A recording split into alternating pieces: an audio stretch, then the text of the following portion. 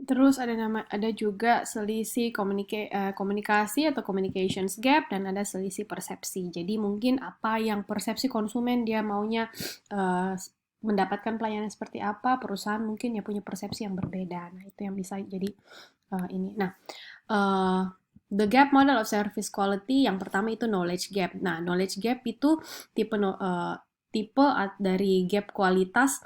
Yang pertama adalah knowledge gap. Nah, knowledge gap itu adalah Knowledge gap itu ada perbedaan antara apa yang ditahu oleh perusahaan dan apa yang ditahu oleh konsumen.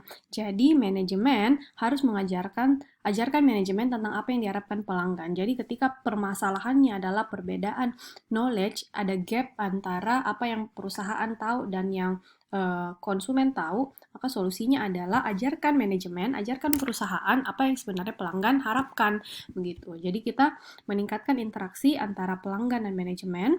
Kemudian kita fasilitasi dan dorong komunikasi antara frontliner atau karyawan garis terdepan seperti salesman, customer service. Kita ajarkan bagaimana mereka bisa bangun komunikasi. Jadi misalnya kita bingung nih, wah kenapa ini konsumen masih tidak suka dengan produkku? Apa salahku? Kenapa mereka nggak mau beli barangku? Dan lain-lain.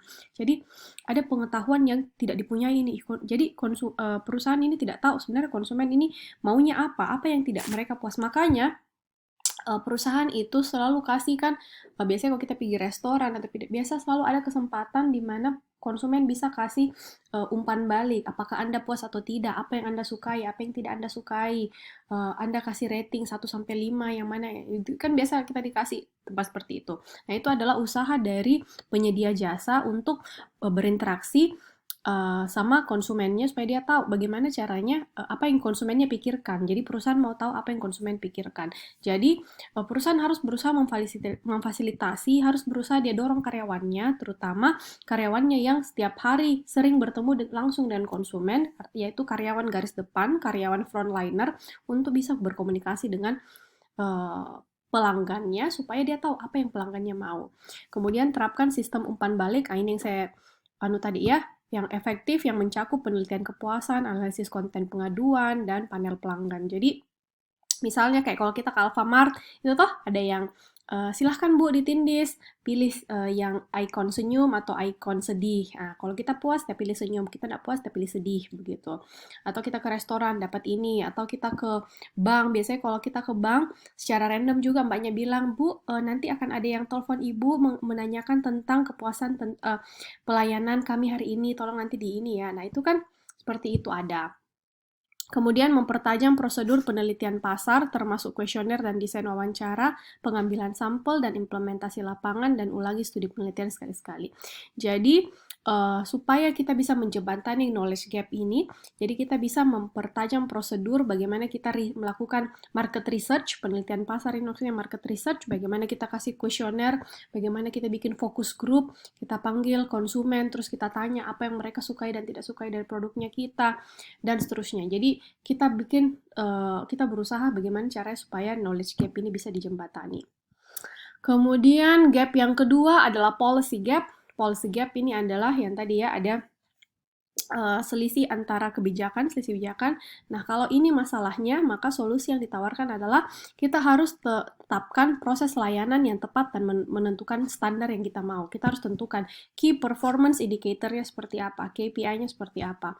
Jadi, kita harus pertama bikin, oke, saya mau punya proses pelayanan yang seperti ini. Jadi kita sudah bikinkan alurnya, proses pelayanan pelanggan yang dengan alur. Jadi kita membangun sebuah proses yang ketat, sistematis, dan berpusat pada kepuasan pelanggan supaya kita bisa rancang dan desain ulang proses pelayanan pelanggan.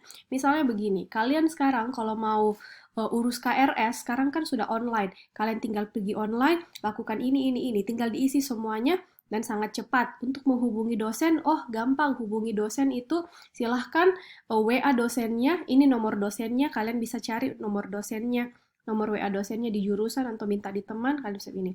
Itu sudah merupakan kemajuan. Waktu saya kuliah di manajemen, itu saya harus saya harus punya fisiknya, lembar KRS-nya, saya pergi isi, terus isi satu-satu, kemudian saya harus pergi antri tanda tangan di Kadep, kemudian tidak ada WA, terus tidak ada sistem bilang dosen itu kapan saja dia menunggu mahasiswa, bagaimana sistem janjiannya. Jadi kita tunggui saja. Hari ini tunggu dari pagi sampai sore, wah tidak datang. Datang lagi besoknya, tunggu lagi pagi sampai sore, wah tidak datang lagi. Jadi proses pelayanan, ya namanya proses pelayanan ya, karena sebenarnya itu pekerjaannya dosen untuk melayani mahasiswa supaya dia bisa bimbing dalam pengurusan KRS-nya.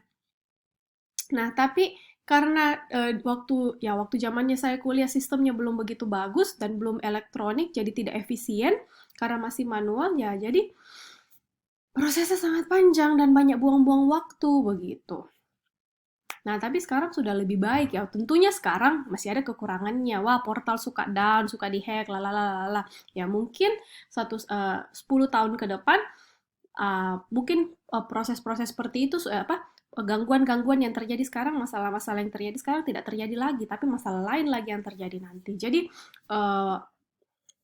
akan selalu ada perubahan-perubahan kebijakan yang sebenarnya perubahan kebijakan itu dilakukan untuk yang tujuannya pasti kebijakan itu pasti dibikin sebenarnya pasti tujuannya bagus. Nggak mungkin orang mau bikin kebijakan bodoh-bodoh yang tujuannya negatif, tidak mungkin. Ya, teorinya ya tidak mungkin itu dilakukan. Nah, pasti orang bikin kebijakan karena mau mencapai proses pelayanan, proses kerja, proses produksi yang lebih bagus.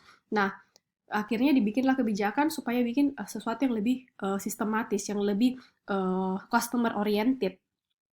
Nah, kemudian apalagi yang kurang sekarang diperbaiki lagi, diperbaiki lagi, diperbaiki. Jadi selalu didesain ulang proses pelayanan itu supaya bisa mencapai hasil yang lebih baik.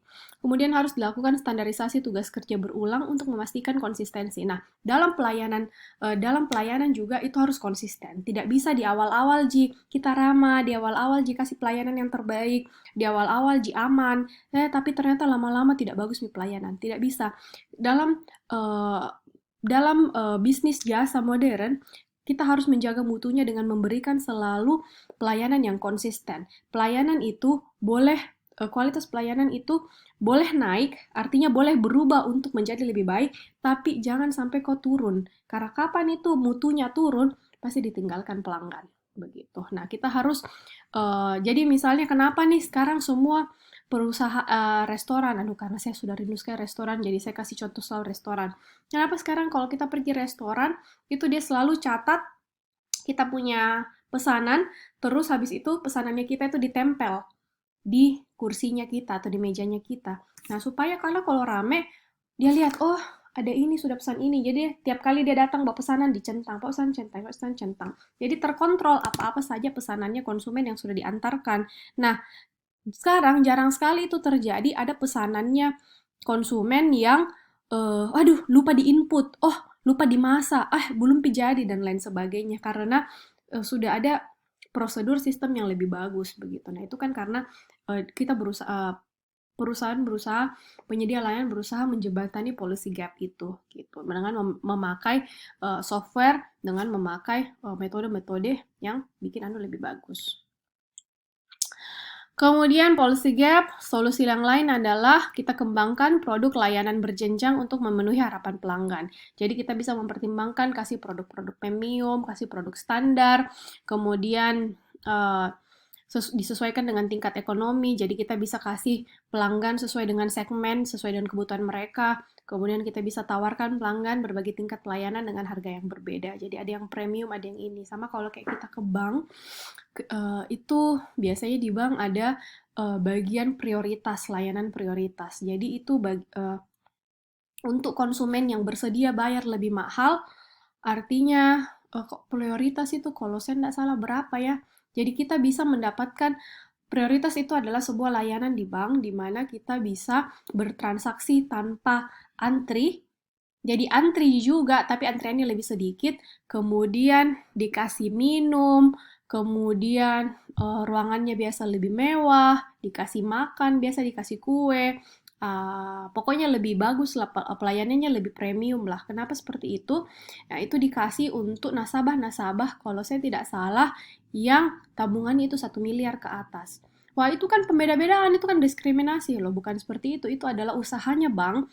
Kenapa orang yang ambil kredit 10 miliar dikasih beda perlakuannya dengan orang yang ambil kredit 10 juta? Wah, tapi kan tidak adil, Bu. Lalala.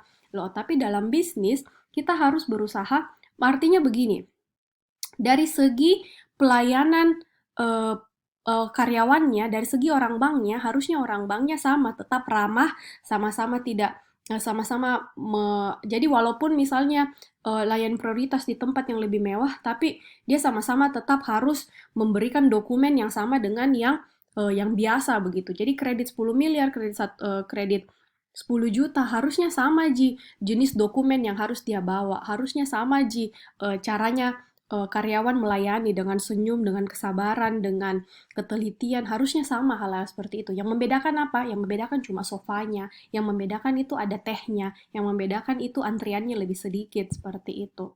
Jadi ada hal-hal, jadi secara prinsip layanan utamanya itu sama, tapi ada fasilitas-fasilitas yang dibedakan karena mereka diprioritaskan begitu. Sama juga kalau kita ke bandara tuh, saya tidak pernah naik ya, tapi misalnya di pesawat. Kenapa di pesawat itu ada bisnis kelas, ada ekonomi kelas? Ya beda, karena ekonomi kelas ya memang konsumennya tidak mau bayar mahal. Saya tidak mau makan, pokoknya saya cuma mau duduk sampai gitu. Tapi ada juga konsumen yang wah tidak mau, saya mau duduk di kursi kayak sofa, saya mau harus ada TV-nya, saya mau ada ininya, itunya, saya tidak tahu bisnis kelas seperti apa. Jadi karena dia memang mau mendapatkan pelayanan yang lebih, dia memang mau bayar, ya sebagai penyedia jasa, tentunya di situ adalah kesempatan peluang untuk mendapatkan tambahan profit kan, ya namanya juga perusahaan kalau orientasinya adalah profit, memang dia mengejar keuntungan, ya dia pasti akan mencari cara bagaimana untuk memaksimalkan peluang tersebut begitu. Jadi itu yang dimaksud policy gap-nya, jadi kasih kebijakan untuk memberikan layanan premium supaya bisa melayani sesuai dengan standar dan segmen konsumen yang dilayani begitu.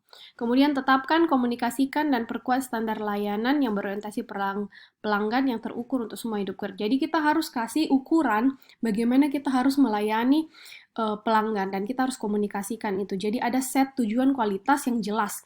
Kemudian hal itu realistis dan dia dirancang secara eksplisit. Jadi misalnya ya kembali lagi ya layanan yang seto. Misalnya yang kita sering pergi mungkin yang ke bank. Ya harus sama. Semua bank dimanapun standarnya harus satpamnya senyum, satpamnya harus bilang selamat pagi, satpamnya harus bilang ada yang bisa dibantu. Ada hal-hal yang sudah dibuat nih peraturannya, ini yang harus kau bilang, begini caramu bilang, kayak begitu. Nah itu adalah tujuannya untuk meningkatkan kualitas layanannya. Kemudian tipe quality gap yang lain adalah delivery gap, jadi bagaimana layanan itu dihantarkan. Jadi solusinya adalah untuk menjembatani gap tersebut, kita tetapkan proses layanan yang tepat dan menentukan standarnya seperti apa. Jadi kita harus pastikan bahwa tim layanan pelanggan itu punya motivasi dan memang mereka mampu untuk memenuhi standar layanan. Jadi supaya delivery gap, jadi artinya bagaimana pelayanan itu dihantarkan antara ekspektasi pelanggan dan